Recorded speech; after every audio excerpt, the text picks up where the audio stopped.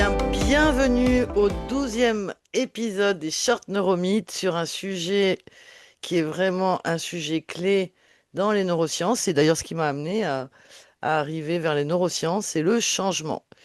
Et comme on est là pour débunker les fake news sur les neurosciences, aujourd'hui, la phrase que je vous invite à challenger, c'est que le changement est dangereux. On- En fait, le changement est certainement dangereux pour votre cerveau automatique, mais quand on vous parle de changement, bah, peut-être que ça vous donne envie, peut-être que ça vous donne pas envie parce qu'il est subi. Et donc ce mythe du changement qui est dangereux, c'est qu'on entend souvent que le changement fait peur, que c'est risqué et que on préfère, vous savez, cette fameuse phrase qui dit on ne change pas une équipe qui gagne. On a plutôt tendance à vouloir rester dans ce qu'on connaît parce que le cerveau n'aime pas tout ce qui est différent, tout ce qui est nouveau, et il va réagir sous forme de stress, de résistance, d'inconfort, de rejet. Et là, je vous parle de votre cerveau automatique. Et si vous voulez savoir plus sur votre cerveau automatique, je vous invite à revoir les anciens épisodes des Short Neuromythes. Et pourtant, le changement n'est pas forcément dangereux. Mais votre cerveau, lui, il va le vivre comme quelque chose de dangereux parce que ça va demander de l'énergie de traiter un changement et qu'il est en système à 99% du temps. Et du coup, dès qu'il y a un changement, ça va demander de réfléchir, ça va demander de trouver des idées, ça va demander de s'adapter. Et c'est pour ça que le cerveau résiste au changement. Et c'est ce qu'on entend beaucoup, hein, les gens qui résistent au changement. On voit souvent les autres qui résistent au changement, on ne se voit pas soi-même. Mais je vous invite à faire un petit exercice. Pendant 21 jours, essayez de changer une petite chose par jour et vous verrez que c'est pas si simple. Alors, je vous dis une petite chose. Si vous faites café-douche, bah, vous faites douche-café. Changez de chemin pour aller au bureau. Changez de shampoing. Changez de coiffeur. Mais je ne vous demande pas de changer de job ou de conjoint. Et donc, en fait, le système automatique, lui, il consomme très peu d'énergie. Il aime bien ce qu'il connaît, ce qui est prévisible, parce que ses connexions synaptiques sont déjà construites. Et donc, il va tout faire pour revenir à ce qu'on appelle l'homéostasie. Donc, c'est l'équilibre qu'il connaît. L'équilibre, c'est un équilibre dynamique, mais qu'il connaît. Et pour lui, c'est stable. Et par contre, dès qu'il y a un changement, ça demande d'activer le préfrontal. Et là, le préfrontal consomme énormément d'énergie. Il consomme 80% de l'oxygène du cerveau. Et donc, le cerveau va tout faire pour ne pas dépenser de l'énergie. C'est toujours plus simple de suivre des instructions plutôt que de s'adapter à une nouvelle situation. Et donc, la résistance n'est pas une faiblesse, c'est un phénomène naturel et physiologique. Et donc, c'est normal, c'est un phénomène de protection, c'est un mécanisme de défense. Et là, j'aimerais vous partager la courbe que vous connaissez peut-être, qui est Mhm. la courbe de Kubler-Ross, donc c'est la courbe du changement. Et en fait, quel que soit le changement, au départ, on est dans le déni. On ne veut pas que le changement s'applique à soi. Pensez à la période Covid, confinement. Au départ, on disait, mais non, c'est en Chine, mais non, c'est en Italie, puis c'est arrivé chez nous.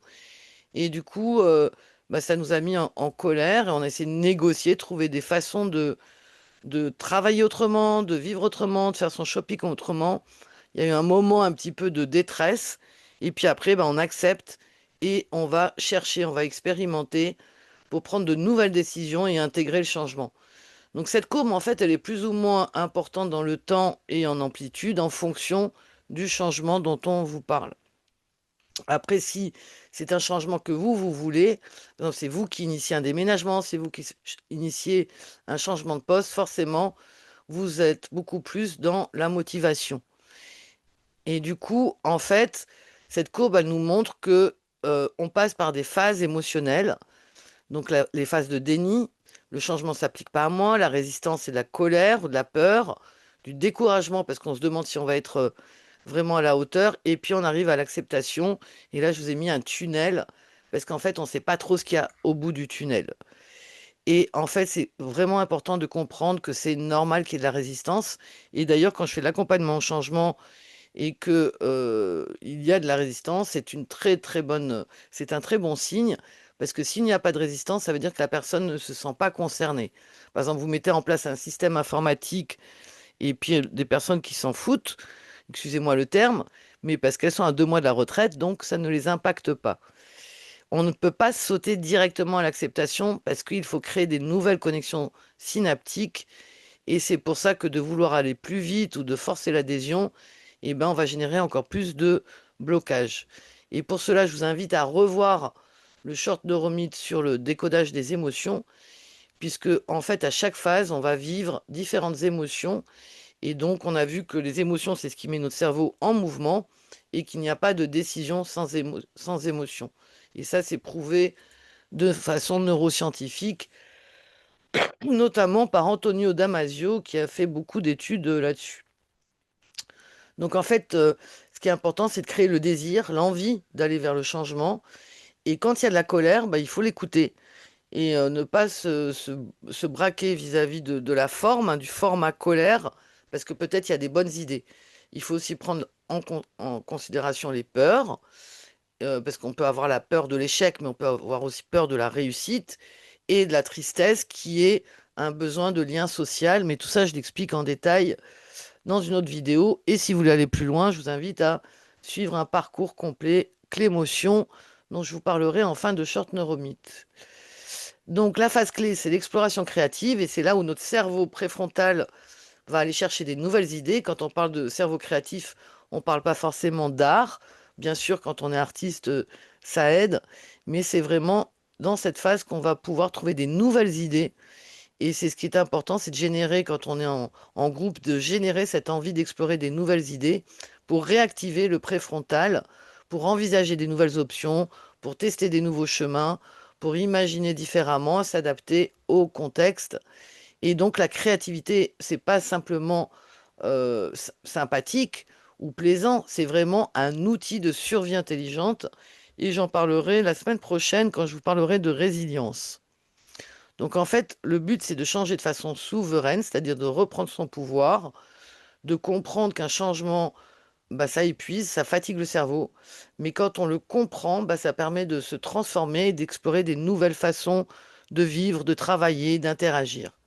Et quand on accepte en fait ces résistances, quand on écoute ses émotions, on sait beaucoup plus facilement activer sa créativité pour ne plus subir, mais devenir acteur de sa transformation.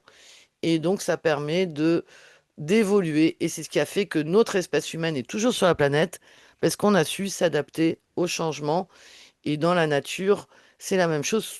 Toutes les espèces, qu'elles soient végétales, animales, ont su s'adapter à des écosystèmes différents. Donc, en conclusion de ce short, non, le changement n'est pas dangereux. Ce qui est dangereux, c'est de ne pas comprendre comment notre cerveau fonctionne. Et je vous invite vraiment à comprendre en détail comment votre cerveau fonctionne. Et mardi prochain, je vous parlerai de la résilience, qui est aussi un mot un peu valise. On croit qu'il faut être fort pour être résilient. Et donc, ça sera un nouveau mythe que je débunkerai mardi prochain à 19 h. Vous aurez toutes les infos sous la vidéo, comme d'habitude. Je vous invite également à aller plus loin en découvrant le parcours Clémotion, pour comprendre comment les émotions sont des vrais leviers de transformation de votre vie. Et donc, le lundi à 20 h 30, je vous présente le parcours en détail et découvrir 3 clés importantes de votre cerveau. Et dans cette méthode Clémotion, on comprend ce que sont les émotions. Vous allez développer une vraie boussole intérieure pour pouvoir vous guider dans votre vie et reprendre votre humanité. Reprenez votre souveraineté, surtout dans ce monde où on veut nous imposer beaucoup de choses. Mais vous pouvez tout à fait vivre ce changement de façon souveraine, créative et retrouver votre leadership pour écouter avant d'agir et surtout rester vivant dans ce monde qui s'accélère, qui se transforme. Vous reconnectez à vos sens et à votre puissance de votre cerveau. Voilà, bah écoutez, je vous remercie. Je vais maintenant couper le partage et répondre aux personnes qui sont en live et qui ont pris le temps de venir ce soir. Et toutes celles qui voudraient me poser des questions, bien sûr, je réponds à toutes les questions dans les commentaires. Et si vous avez d'autres sujets à traiter, je vous invite également à les mettre en commentaire. Merci et bonne fin de soirée.